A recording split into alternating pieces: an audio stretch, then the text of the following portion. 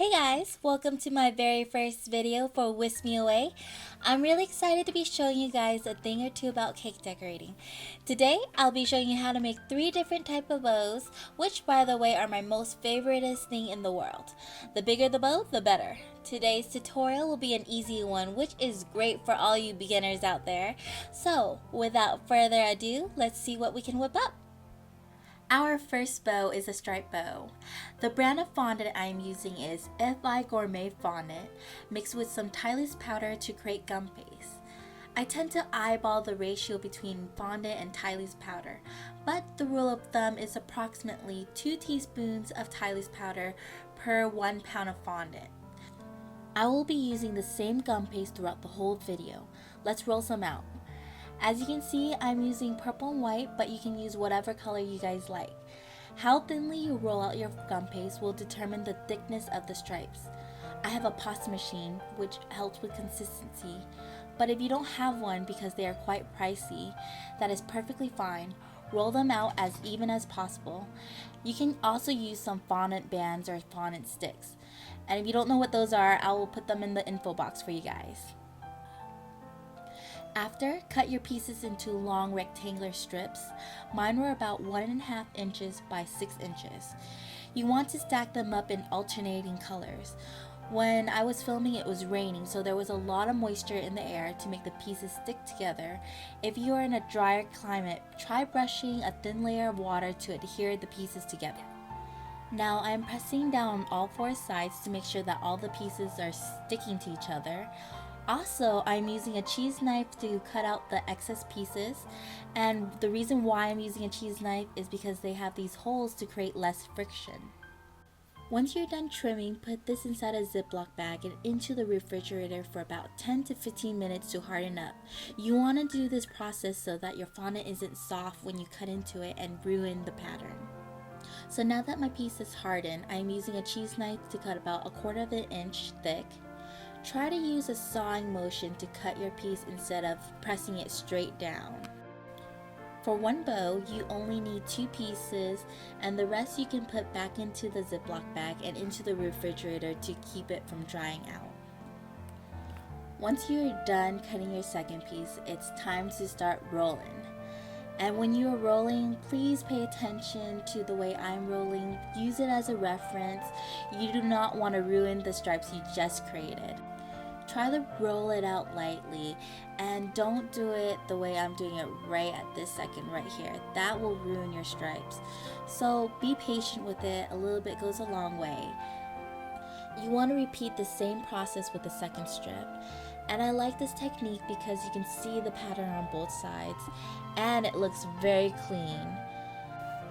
So I'm going to keep rolling these out with my pasta machine so I get even longer and thinner pieces. Once you're done, you're now ready to start cutting. And I'm folding it over because I'm testing out how big I want these bows. And it's up to you on how big you want your bows. So once you're done cutting the first 2 pieces, bring the second half back up so that now you got 4 even pieces. Now to glue the folds together. For my cake glue, I'm using piping gel, but if you don't have piping gel, water works just fine. Use small amounts at the very ends of your strips. And then to start making the puffs, you want to put some tissue paper in between the folds so that as it dries, it has some support. So you can see that I am putting the tissue paper right in the middle of the strip. So when I fold it over, you can see that the tissue paper folds over as well, and it creates more height for your puffs. Once you're done with all 4 pieces, we are ready to move on to the next step and make some pleats. For the first step, we're going to look from the side view of it, and you're going to want to fold it in half upwards like a V, and then pull the other 2 ends down so it ends up looking like an M. And then you just pinch it together and just let it dry overnight. Next, I'll be showing you how to make some polka dotted bows. You'll be needing some mini circle cutters, and if you don't have any mini circle cutters, that is totally cool. Just look around you and see what you can use. Right now, I am using these tips that are meant for icing, and have fun with it. You're the creator. You make your bow however you want. You know, if you feel like your bow needs more dots than mine, that's totally cool. If you want bigger dots, that's totally cool too. You know, this is your bow, so make it however you like. Also, let me know if you guys found an inventive way to punch out these circles.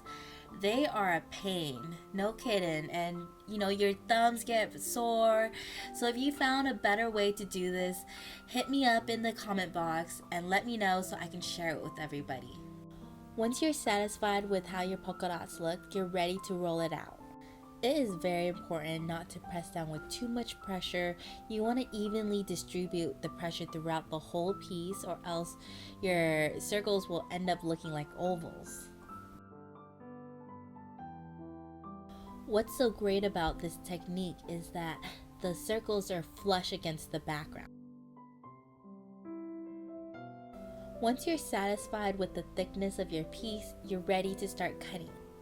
Just like your stripe bow, you're going to cut it into 4 equal pieces. Before you start folding it, keep in mind that the pattern is only on one side of your piece. So when you're folding it, have everything face down. Then you want to start lining them up and you're ready to start folding it. So have your piping gel only on one side of it, and then have your tissue paper all folded and ready and ripped apart so that you can start putting it in the middle of each of them. And then you're ready to start folding it over to create the loops. You can tell that my loops are a lot smaller this time than my stripe bow, and if you want bigger loops, just make longer strips. Then you want to fold it up into a V and curl the ends down to look like an M. And there you go. Next, I'll be showing you how to make the centerpieces of each bow. And here I'm using a button mold from Marvelous Molds. So first you want to dust it with either cornstarch or powdered sugar, and make sure you tap out any excess. So there's a couple ways you can do this. You can pre-measure each cavity and know exactly how much gum paste you need in each one. That way it comes out cleaner. You don't need the extra step of cutting it off and ruining it or misshaping it while it's inside the cavity. And if you do have extra, and this is totally over exaggerating it, I typically just cut it off with a pair of scissors. And then when you're done, you just want to flip it over and just tap it out. And because of the cornstarch and the powdered sugar, it should come out easily. And then you want to let it dry before you start the painting process. So you'll be needing some lemon extract or some alcohol, an empty container, silver highlighter dust, and something to paint it with. So for the best results, I like to measure out the dust first, and then I can slowly incorporate the amount of extract I want, whether I want the paint to be thin or thicker, and I like to use a dropper so you can have more control. After you're done mixing it together, you can start brushing it over your buttons. And now we can finally assemble everything together. Here I am using a really thick royal icing recipe to attach my bows onto the cake.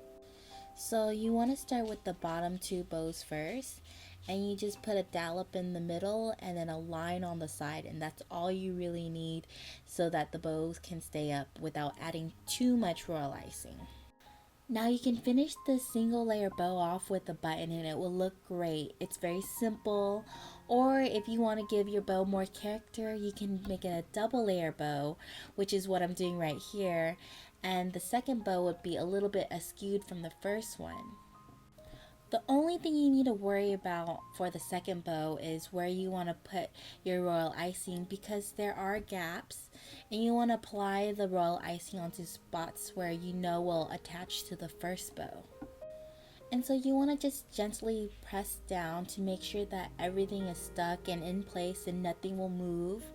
And then when you're finally ready, you can add a huge dollop onto your button to attach it to your bow. And so the second bow, I kind of want it a little bit above my cake. And you can see the dilemma in it where the top of the bow will kind of fall back and have no back support. And you don't exactly need 2 bows on the bottom. Here I'm having 1 bow at the bottom. And then for the second top part, I'm using a toothpick to help me support it. So I'm just cutting off a small portion off of the toothpick since my bow is small and it doesn't need too much to hold it up. And I'm inserting it into the cake and putting the bow on top of it and pushing it down. And if that doesn't work for you, you can also put the toothpick inside of the bow first and then stick it in. And then if it's not holding still, you can also use some royal icing as well. So for the side of the bow, you want to be careful to only put royal icing on the bottom half, or else you can see it on the top of the cake. And then afterwards, you just want to repeat the same process for the other side of your bow. And then you can top it off with a button or make a smaller bow in the middle. And so most of these techniques are very repetitive. It's the same techniques over and over again.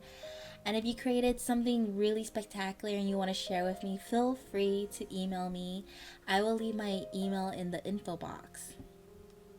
So I hope this first portion of my tutorial was easy to follow along, either visually and just listening to me.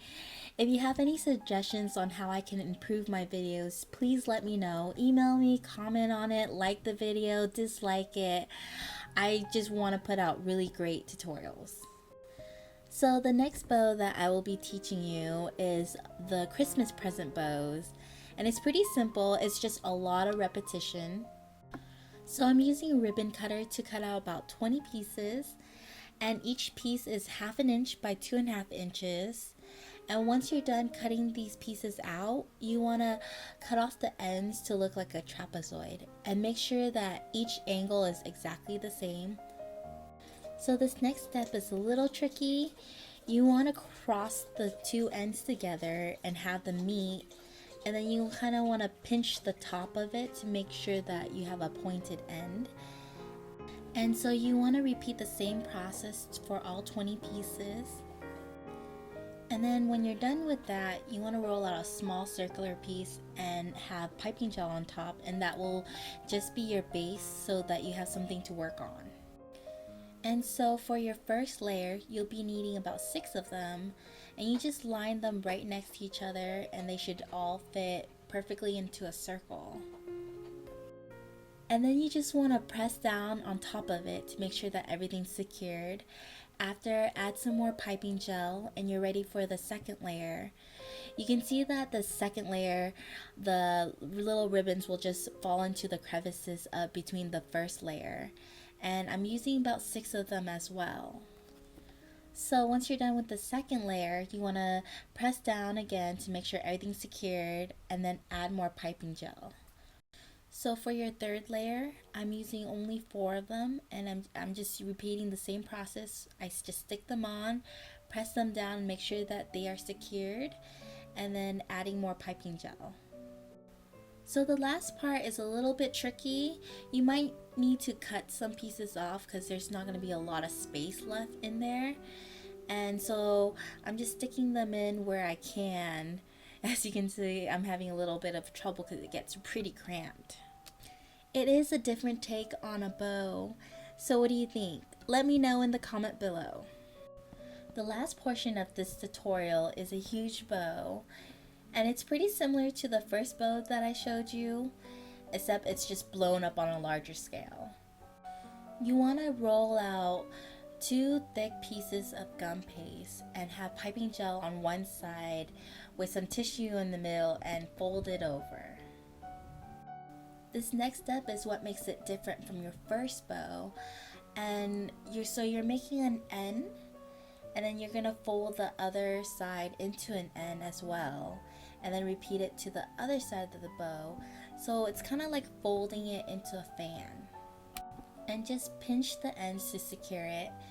And then for your second bow, you repeat the same folding techniques so that they look identical. And after you're done with that, you want to let these dry so that they can harden up a bit, or you can put it into a dehydrator.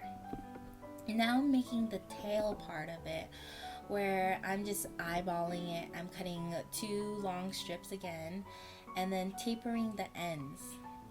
So you don't want to just put these tails right on there. You want it to have more character. And so I'm folding the sides of it so it looks more realistic when I put it on a cake. And you don't need to let these dry, you can use them right away.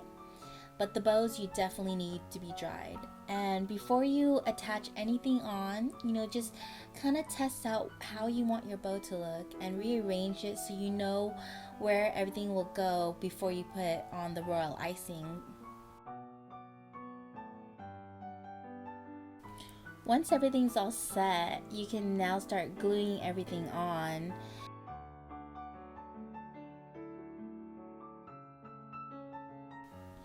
After you're done attaching both pieces, we can get started on the bow. So my bow is going to be on top of my cake, and so it's not going to have a lot of back support, so I had to make some.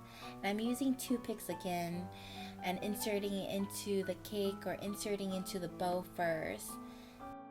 And so if you're worried that the toothpick isn't sturdy enough, you can also use more royal icing to keep it up, or even use 2 toothpicks. And so the last part is to cover up that hideous gap in between. And I'm just using a strip of fondant and I'm covering it and using some royal icing. Thank you everyone for watching my tutorial on bows. I hope you were able to learn a lot from it, and I will be seeing you guys soon. So have a lovely day.